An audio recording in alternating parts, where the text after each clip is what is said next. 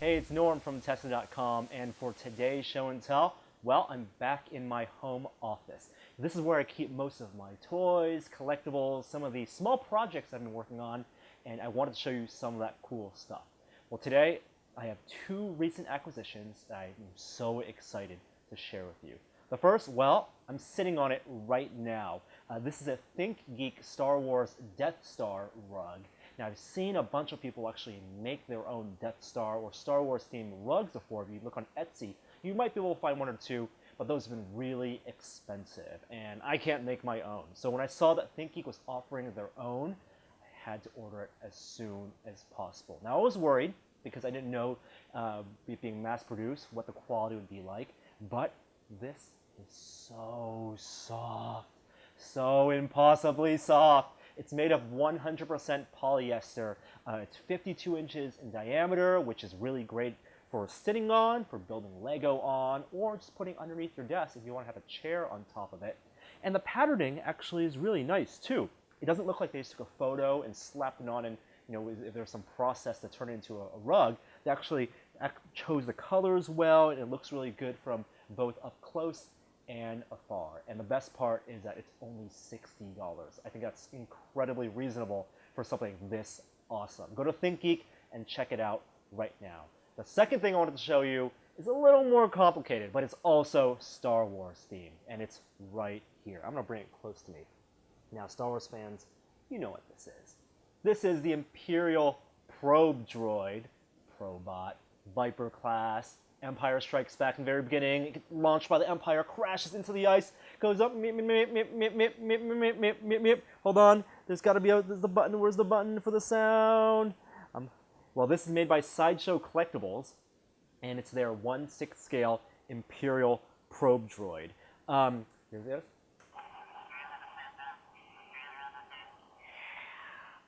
Now, Sideshow Collectibles, they're known for making 1/6 scale action figures and tall premium format figures. I've shown them before, and they have a Star Wars license. But when I saw they were releasing an Imperial Probe Droid, I knew it was something different. It's something that I can actually put on my desk that doesn't look like it's like an action figure. It doesn't look like it's a a Kenner collectible.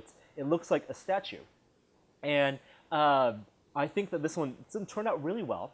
It's a little bigger than I thought it would be. It's still 1/6 scale, but compared to like your 12-inch 1/6 scale figure, it is taller than that. I guess in the movie, it is bigger than Luke, Han, and Chewie.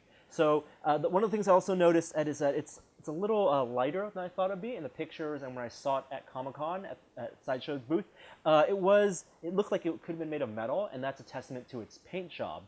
And something cool about its paint job is that when I looked online in the forums, it turns out that I know who painted the original master for this. It's a guy named Jason Eaton.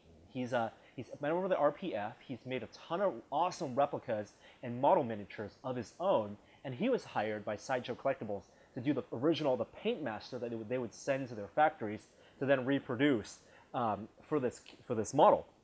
And I actually emailed Jason. And he told me that when he did the painting on this, he checked with Lauren Peterson of the original ILM miniatures department and learned how they actually mix metallics and dark grays and browns for their model. Now, when they filmed Empire Strikes Back, there were actually two Viper Probe Droids in Hoth that they used for filming. There was a 1-to-1 model, which is really big, and then there was also what they call a studio scale model, small, about 1/4 scale model. Still a little bigger than this, but smaller than the big 1-to-1, and that was used for all the animation. And if you look at photos of the behind-the-scenes process, you can see they're actually differently painted. The 1-to-1 version is a little more dark gray, and the studio scale one actually has some like a brownish patina to it for those up-close shots. And Jason based his paint on the 1-to-1 scale one. And then Sideshow added their own weathering. And so it's pretty accurate. And a bunch of people have released, a bunch of companies have done their own Imperial Probe Droid before. But this is nicely articulated. It comes with this Hoth base. The one thing that I'm probably going to change out is this pole. It's black, but I think that it should be clear, or at least white, and it's easy to find a clear dowel to replace in that. Now, I did some modifications of my own, because this comes as a static model. And Jason, when he built his own studio scale model, his actually moves. Now this one I showed you has a sound effect and also has an LED light at the top. If I hit the button right there, oh, there it goes. It's just scanning. Oh, no, it's found someone. Duck Chewy. And you can turn that off, but it doesn't articulate. So I looked online and actually found you can buy a servo. I bought a high-tech, it's a model, high-tech HS82 model servo, and a control board from a hobbyist company called Hyperdyne Labs. They make LED lights and control boards, custom control boards for model kits, and they have one for the Imperial Probe Droid. I bought that, and what that let me do was actually take this apart. I did some filing away at it, did some permanent damage to it, but I have it moving now. So if I set this down right now, the top actually comes off a little bit. So I can actually pop this top off. Whoop. And inside, I've made a custom rig where it actually moves the head and the body independently of each other. So the servo's inside, and the control board actually is powered by this 9-volt battery, or you can use 6 AA batteries. It has a power switch here. I'll turn that on. It'll take a few, like 15, 20 seconds to boot up. But what this is an IR motion sensor. And so this project isn't completed yet. I just started it a couple days ago. I'm going to eventually drill a hole, I think, right there so I can detect movement. What it does is then this control board controls the servo and lets it turn, has its own speaker system, so it can be motion tracked, head turn, and if I attach a second servo to it, oh, there it goes.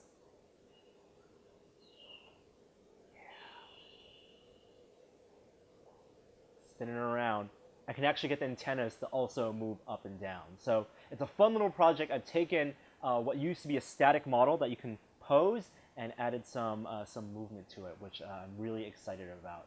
Turning something, I'm not afraid of taking apart toys and ruining them, damaging them, and modifying them, modding them if I can make them more awesome for my desk. So that's it for this week's show and tell. I hope to complete this project. It's a simple project in about a week, but I'll have more from my home office, more awesome stuff to show off in the future. Subscribe to our YouTube channel if you haven't yet. But I'm Norm, I'm Tested. I'll see you guys next time.